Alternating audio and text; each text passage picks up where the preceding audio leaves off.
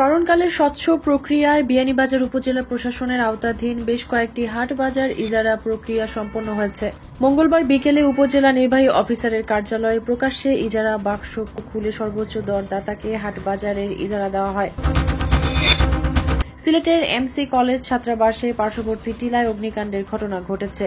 বুধবার সন্ধ্যায় এই অগ্নিকাণ্ডের ঘটনা ঘটে। খবর পেয়ে ফায়ার সার্ভিসের দুটি দল আগুন নিয়ন্ত্রণে আনতে কাজ করেছে।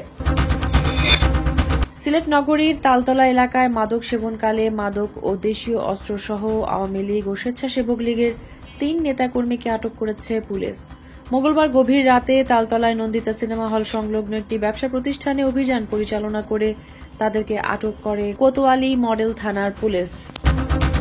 সিলেট শহরে 48 ঘণ্টার মধ্যে ফুটপাত ও রাস্তাগুলো হকারমুক্ত করার আলটিমেটাম দিয়েছে সিলেট সচেতন নাগরিক সমাজ। বুধবার এই কর্মসূচি পালন করেছেন তারা।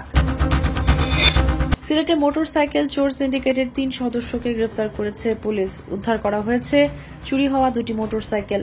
গ্রেফতারকৃতরা হল গোলাপগঞ্জের কিসমত মাইজবাগ গ্রামের গিয়াসউদ্দিনের ছেলে সাদিকুর রহমান, একই গ্রামের জয়নাল আহমেদের ছেলে জামিল আহমদ ও কানাইঘাটের উত্তর বড়দেশ গ্রামের রইসউদ্দিনের ছেলে নুরুজ্জামান খোকন।